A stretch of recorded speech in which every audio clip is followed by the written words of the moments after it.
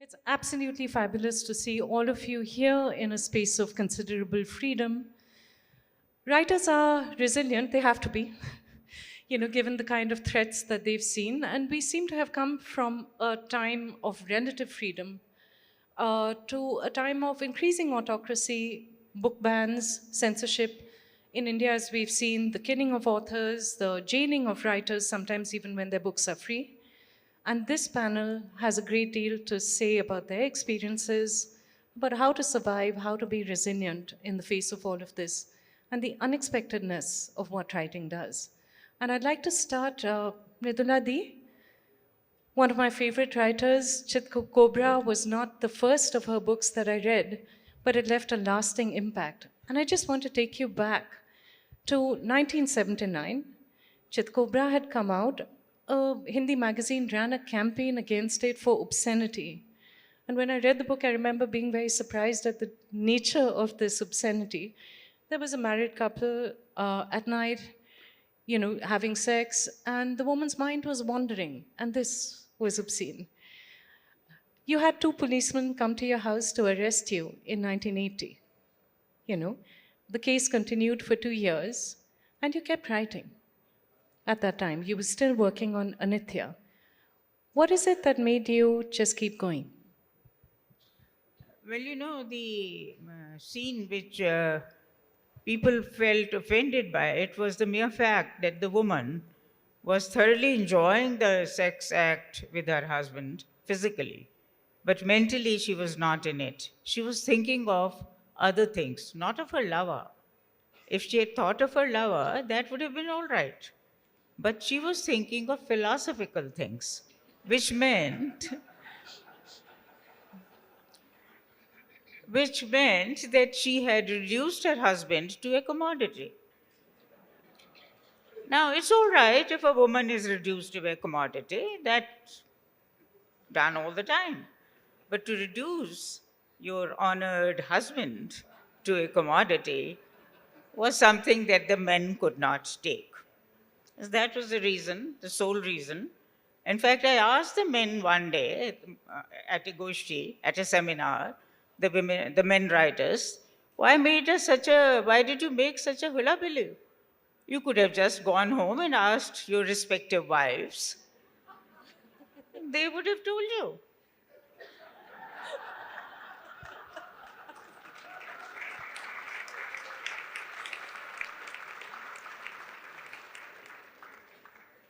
But anyway, the sum total was that what I say is that there is no literature without censorship.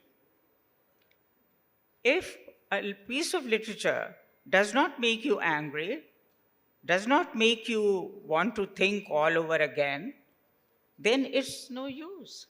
Literature is dissent. So, like when a person is born, a Jannat is born with him, who is his hero or alter ego. In the same way, when a book of literature is born, censorship is born along with it. Because people are shaken out of their comfortable life and they suddenly are faced with new alternatives. When I was arrested, I was arrested, then released. It didn't do me much harm, but it did a lot of harm to society. It did a lot of harm to literature, particularly to the literary community, because unfortunately, not a single person from the literary community stood up in defense of me. So it then showed them their true colors. It showed their true colors to everybody. So if they were not fit to be writers, I say. So I became more and more unafraid, more and more frank, more and more dissentive of people's, whatever they might say, and more and more doubtful. I'm doubting each one of you at the moment. Thank you so much for opening up this session in wonderful ways. And if I could go into history now, censorship is hardly a modern phenomenon. And Navdeep Suri, your grandfather at the age of 22, went to attend a public meeting which took place in Amritsar in April 1919, Jallianwala Bagh. He was only 22. He was completely unprepared for what happened. He fainted, and when he came to, I believe, he found himself lying in the middle of a heap of corpses. And a year later, he wrote about that, not just as a testimony, but in the form of a ballad, Khooni Vaisakhi. I think I'm astonished at the story of what happened next, because the British didn't just ban it, but I'll let you tell the rest of that story. Thanks, Nilanjana. Yeah, so my grandfather, all of 22, recently moved from Peshawar to Amritsar, went to Jallianwala Bagh for these protests against the Rowlatt Act. Nobody expected Dyer to show up and order the firing by the Gurkha and Baluch troops. He had gone with two friends, both died. He was knocked unconscious in the stampede, managed to walk away many hours later, and was completely traumatized. And I think it took him time to recover before he wanted to put his pen to paper. And so he wrote this ballad, which is almost like a chronological account of how he saw that first fortnight of April 1919. And it is a scathing critique of British rule, starting with the run-up to the Rowlatt Act and Gandhiji's call for Hartal, and on to the events that culminated in the massacre on the 13th of April. Soon thereafter, I think, it was published as a pamphlet, and it was banned, and all copies were confiscated. And for the next 60 years, all we knew in the family was that in this enormous corpus of literature that my grandfather produced, he went on to write some 58, 59 books, 38 novels. But there was this lost poem that nobody had really seen. And in 1979, my father, who was himself a publisher, and he published many of my grandfather's books, and had been looking for this poem, comes across an article in a literary magazine in Punjab called Jagriti, and reads in that magazine excerpts from Khooni Vaisakhi in an article that somebody called Dr. Gupta had written, saying Nanak Singh the poet. And that again caught his attention because Nanak Singh, my grandfather, was known as Nanak Singh the novelist. So my father, he said he had gooseflesh when he read it. He knew the editor of the magazine. He called him and he said, "Who's this Dr. Gupta who's written about this, and where did he find this Khooni Vaisakhi excerpts?" So anyway, my father and my mother went on a kind of a chase, found Dr. Gupta, went to his home, and he had his story about how he managed to find it in a sack of, literally a gunny bag of pamphlets that his father used to collect in a basement somewhere as they moved house. And being a teacher of Punjabi language, he saw it and immediately saw its significance. Anyway, he and my father then collaborated, and the poem was first republished again after 6 decades in 1980 with a foreword from Dr. Gupta.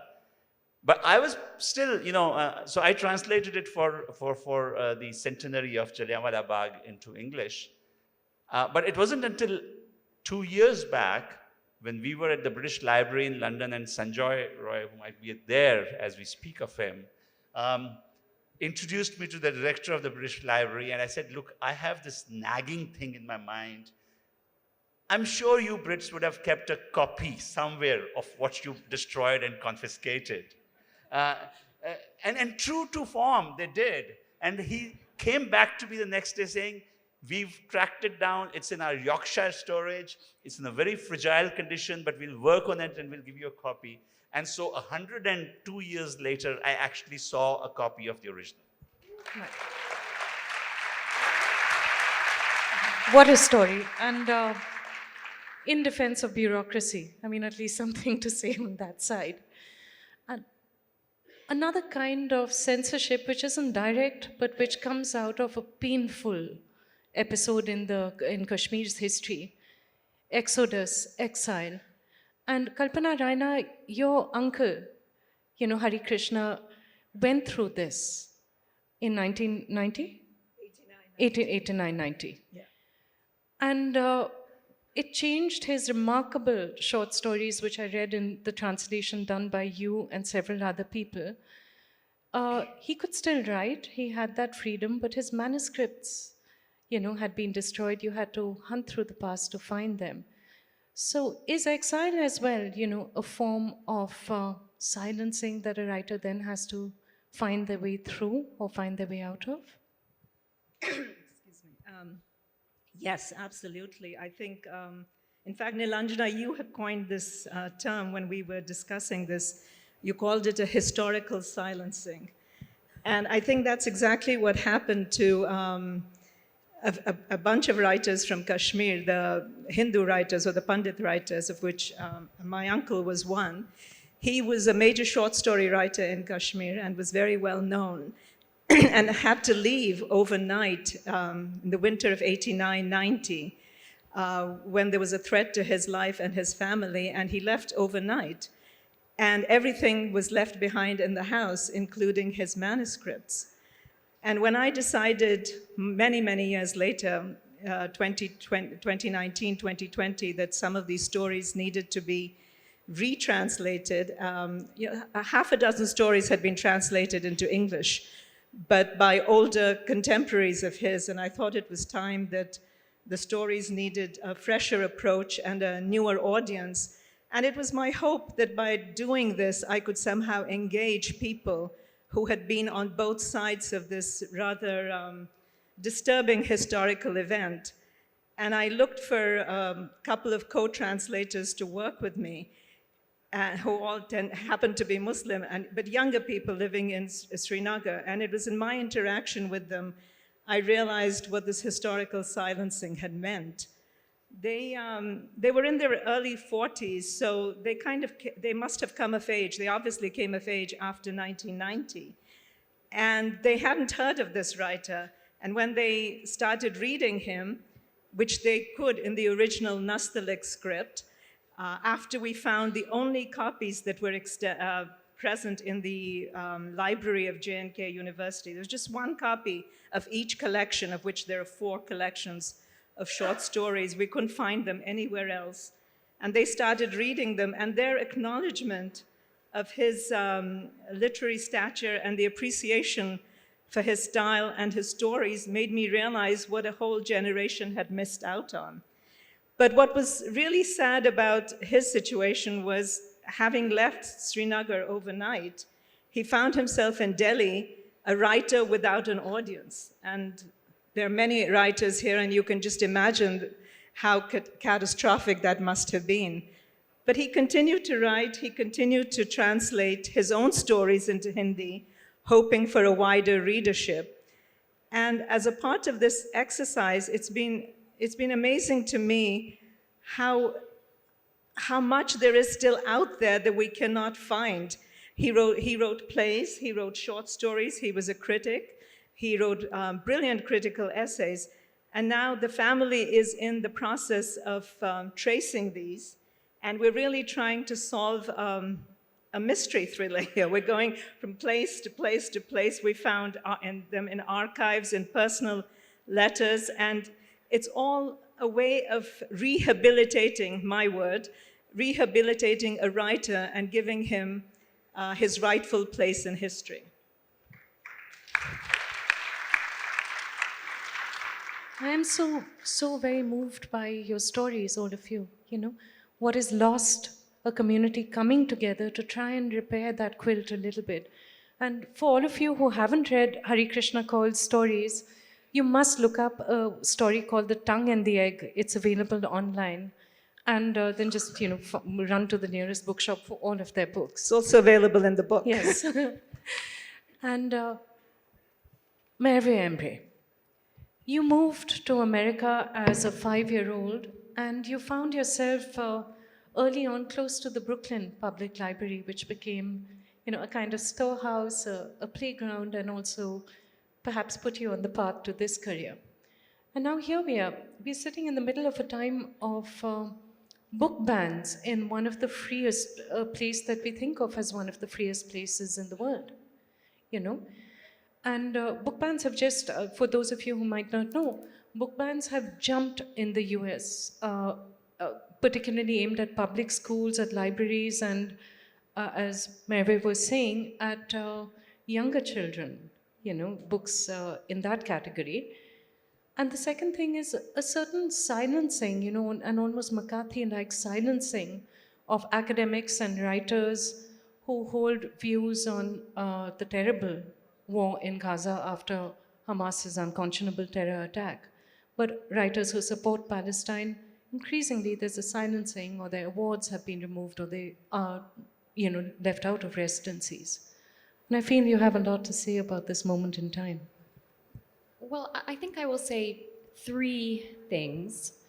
The first is something that I realized listening to all of your stories, which is that there is an absolutely necessary relationship between the expansion of the right to speak and the tendency to stop people from speaking. The reason that we see book bans on the rise, the reason that we see this move or upswing of these autocratic tendencies is because at this moment, it is possible for more people, more kinds of people than ever before to commit what they believe to print. Yes. And the Turkish novelist Orhan Pamuk, in his new novel, Nights of Plague, has a very nice observation that when everything has to pass through the state, that's just propaganda. And you don't have concerns about censorship when all of the organs of publication and speech are controlled by the state. But the moment that you have a robust public sphere, when it's possible for people of all races and genders and sexualities and classes to say what they believe, then censorship becomes an issue. So we have to think about book banning, book burning, censorship, the curtailment of the right to free speech, along with the expansion of all kinds of freedoms. And we also have to think about it in the context of all the new media forms that make it possible for the things that we say to circulate more widely than ever before. We've been talking mostly about books, but anybody, well, I say this more from the Turkish side of my background than the American side of it. We know that all kinds of social media platforms are also subject to being restricted precisely because they circulate so much more widely than books, than the material object of the book can. So that's one thing I'll say. The second thing I'll say is that in the United States, at least, many of the book bans have been focused on the lowest level of the educational system, on the primary school. Why is that? I have two children, one is 6 and one is 8. And for my children, the idea that a classmate of theirs could be gender fluid, that a classmate might have 2 fathers, 2 mothers, 3 fathers, 2 mothers and a father, whatever, that a classmate might be interracial and have mixed race parents, all of these are entirely normal for my children in a way that they were not normal for my generation. And one of the reasons that those ideas are normal for my children is because of the kinds of books that are taught in their classrooms. Because of books that make it a point, or that understand that a great deal of what children believe and what people then grow up to believe is established in those early years of education. And that is why the primary school and its reading materials have become so important to the right, the far right in the US, and its campaign to ban books, because they know what the power of literacy is at that early age.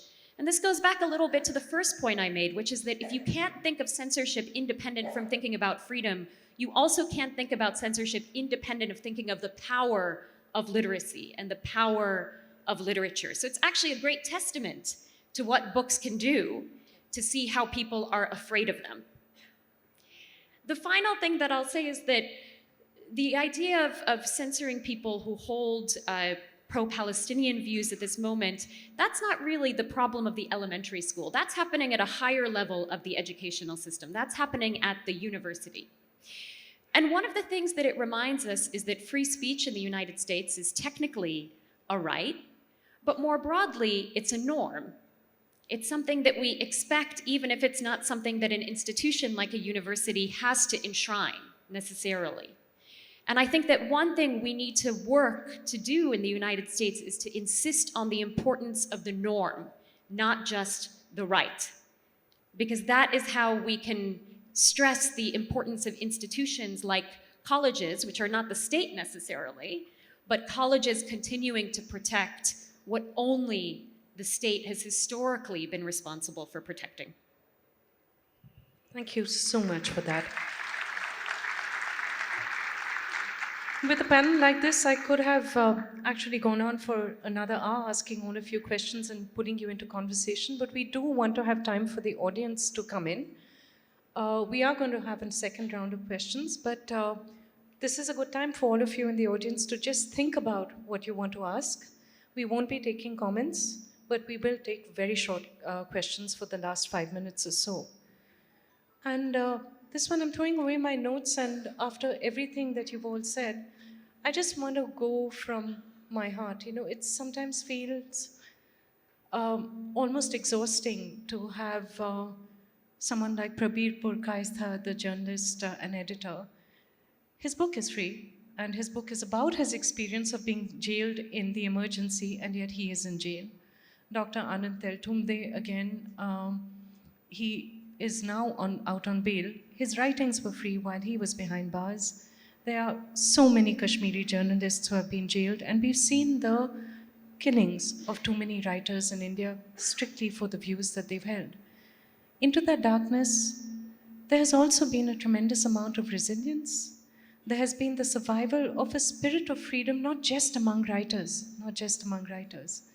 And I would just like to ask you all to respond in your own way to, what are our strategies, Or perhaps you might want to share a reading from one of your books or from your relatives' books, your ancestors' books. Whatever it is, please go. Could we start with Navdeep first and then? Sure. I think what we are witnessing really is the rise of an entire new industry in India. It manufactures outrage. So while we may lament the decline of manufacturing in other areas, we're certainly becoming very good at manufacturing outrage over the smallest of issues and over the most profound of issues. The ability of a mob or a group to get together and target a person, a dress, an idea, a thought is scary. And unless we individually and collectively push back, I think we'll be in a scary place. But what I'll do is just to take a minute. So I'm going to read a short passage from Khooni, Vaisakhi, which will tell you why I think it got banned and confiscated. But this didn't stop my grandfather. 2 years later, in 1922, he participated in the protests to free the Sikh Gurdwaras from the control of the British-appointed agents. And he went to jail. And as soon as he came out of jail, he proceeds to write another set of poems called Zakhmi, where he uses tales from Panchtantra and builds like the two cats and the monkey. And highlights British divide and rule policy in India through fables, because he didn't want to do it directly as he had previously. This section is really the point where General Dyer arrives and the firing in Jallianwala Bagh happens. 5:30 sharp, the clock had struck. Thousands gathered in the Bagh, my friends. Leaders came to lament the nation's woes, taking turns to speak out loud, my friends. Voiced grievance, hardship, anger, sorrow, saying no one listens to us, my friends. What can we do? What options left? Can't see any ray of light, my friends. Those words forlorn, they barely voiced, came soldiers thundering down, my friends. At Dyer's command, those Gurkha troops gathered in a formation tight, my friends. Under tyrants' orders, they opened fire straight into innocent hearts, my friends, and fire and fire and fire they did. Some thousands of bullets were shot, my friends. Like searing hail, they felled our youth, a tempest not seen before, my friends. Riddled chests and bodies slid to the ground, each one a target large, my friends. Haunting cries for help did rend the sky. Smoke rose from smoldering guns, my friends. Just a sip of water was all they sought. Valiant youth lay dying in the dust, my friends. That narrow lane to enter the Bagh, sealed off on Dyer's command, my friends. No exit, no escape, no way out was left, making Bagh a deathly trap, my friends. A fortunate few somehow survived, while most died then and there, my friends. Some ran with bullets ripping their chest, stumbling to their painful end, my friends. Others caught the bullet while running away, dropping lifeless in awkward heaps, my friends. In minutes, the Bagh so strewn with corpses, none knew just who was who, my friends. Amid Hindus and Muslims, plenty, my friends. Many of them did look like Sikhs. Amid Hindus and Muslims, plenty, my friends. In prime of their youth, our brave hearts lay, gasping for one last breath, my friends. Long hair lay matted in blood and grime. In slumber deep they sleep, my friends, says Nanak Singh, who knows their state, but God, the one and only, my friends.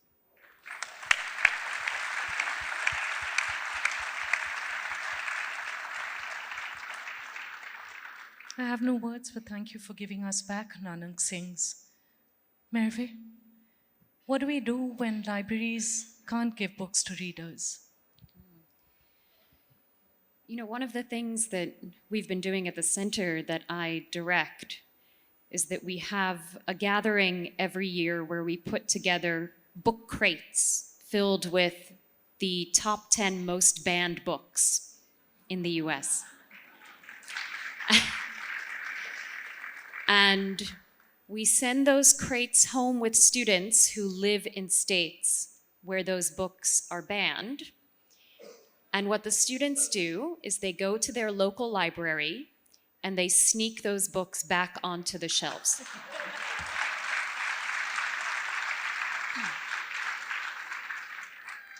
And the idea is that if your institutions won't protect you, if your institutions won't preserve the literature that you think needs to be preserved, you have to come up with small-scale guerrilla strategies to figure out how to do that yourself.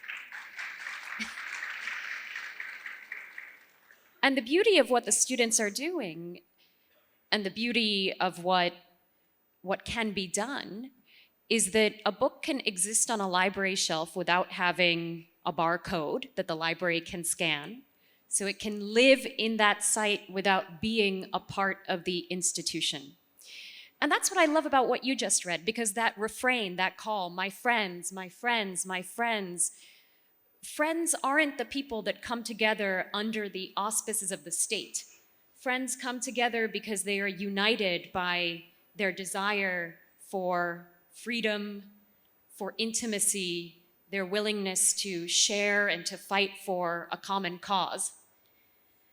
And I think that that's how we have to think about working or operating outside of institutions that want to curtail the freedom to read.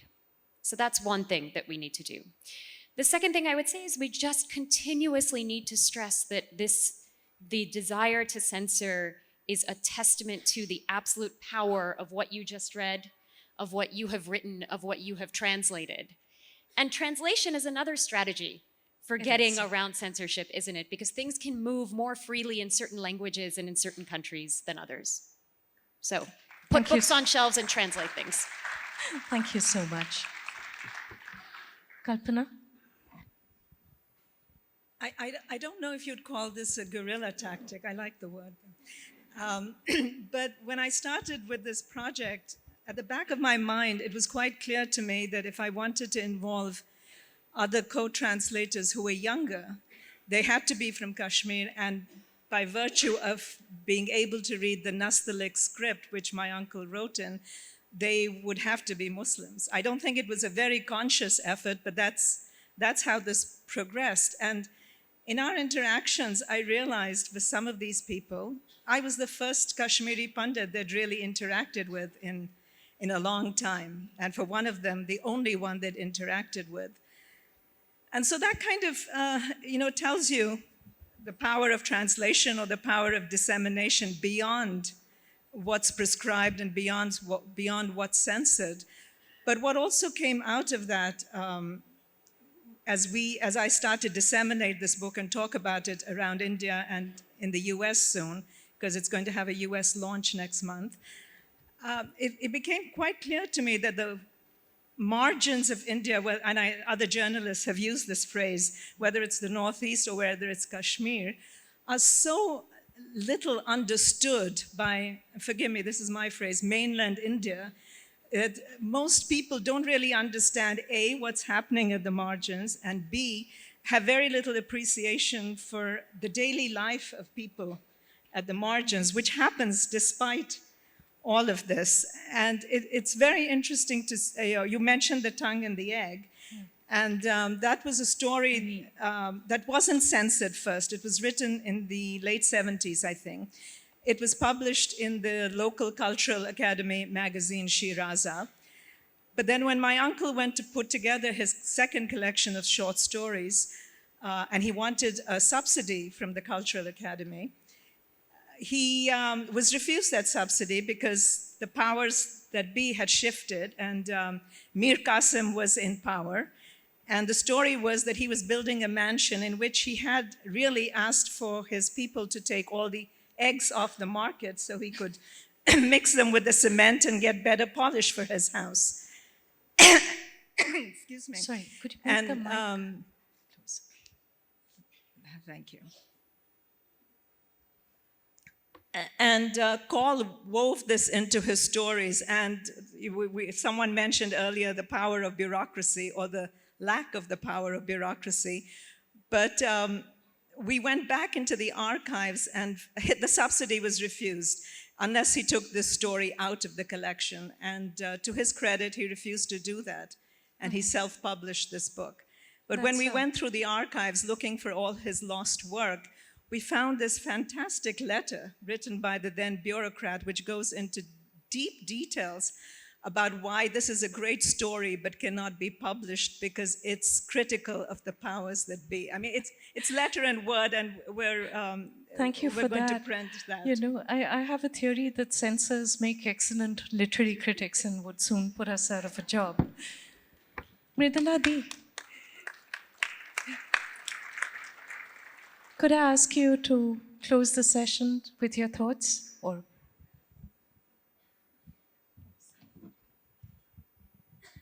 Before I read a very small passage, a very disturbing passage from a book written 50 years ago, which will make you think about today, I just want to say a line that censorship is done so that people may not think.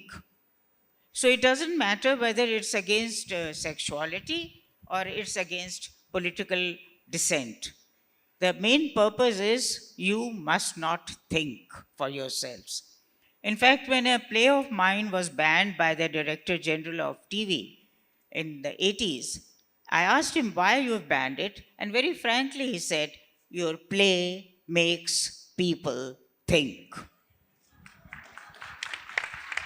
Now, I'm going to read you something which will make you really think, which you are not supposed to do. So you will think about your country and what's happening to it. As long as there was God, man sinned and put the responsibility of punishment on God. When God died, man civilized himself. When we reach the zenith of civilization, all our crimes will be committed in unison, with proper confabulation and mutual consent, to the sound of popular approbation. Was Germany not at the peak of its civilization in 1939? Was England not civilized when they committed the Jallianwala Bagh? And now, look at us. Where are we? Where are we heading? Are we already past 1939, or are we approaching it? Each one must ask himself.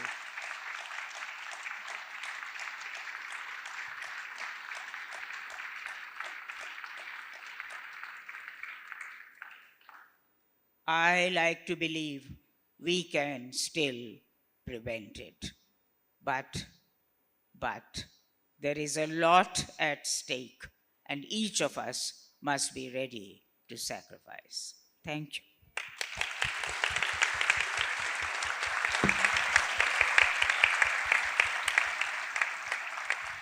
Thank you so much. We have time for maybe 2 questions, maybe 1. I see a hand up here. Again, no comments, crisp question, go ahead.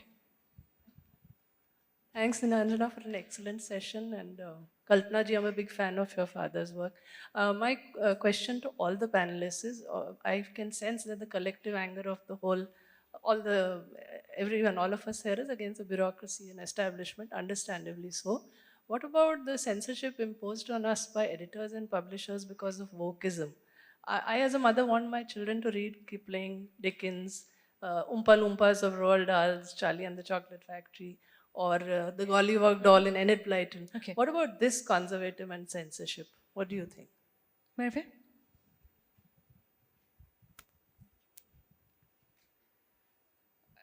I would say 2 things. The first is, your children can still read Dickens. My children can still read Dickens. The fact that they can read other kinds of books that make other kinds of points doesn't mean that they can't read Dickens. So that's the first thing that I would say. And I think it goes back to what I said initially about how what we're seeing is an immense proliferation in the kinds of people that can write, the kinds of people that can speak, and the kinds of subject matter that can be represented. But that doesn't mean that older forms are in any way less present or less available to us. So that's one thing I would say. The second thing I would say is the Roald Dahl example is an interesting one. That is very much a decision that a corporation made in response to market pressures. And that, I think, is slightly different than the censorship of the state. When we're talking about a corporation making a decision that is essentially motivated by profit, I don't think we are talking about censorship anymore, and I would insist that we disentangle those 2 different phenomena. I think that's very, very important. We don't want to group everything together and call it censorship, because then we lose track of what we really want to fight against and what we really want to resist. Thank you. Next question. Hi. My question is, one problem is that books get burned, censored, which we all discussed. The other problem that we are facing now is rewriting books, right? So students in the state that we are here now since 2017 are reading in the history books that Maharana Pratap won the Battle of Haldi Ghati. And there are people across states who are reading, school children, that RSS participated in the civil disobedience movement in 1930. What do we do? Because fact check cannot fact check what is omitted. Fact check can only fact check what has been written. So what would be your answer, your strategy, your remedy to that?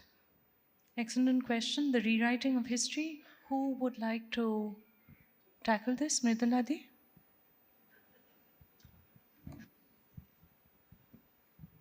Well, if somebody is changing the history, you have to change the person who is in power.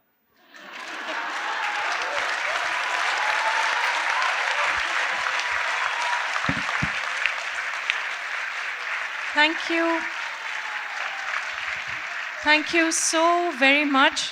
I am sorry to all of you who couldn't get to ask your questions, but Our writers, we can have one more. Okay, we've been granted one more, and okay, 20 hands up. I'm going to take one from the back because the back has been underrepresented. The lady right out there. Yeah, you're turning around. That's you. Yeah. Hi, thank you so much. I was just noting something that Merve said in her talk, which was about how her children are open to certain concepts that we were not. So in terms of schools and school children, a certain reason for not introducing a text in class is age appropriateness. So how do we decide as teachers what is appropriate and what is not appropriate for students to know?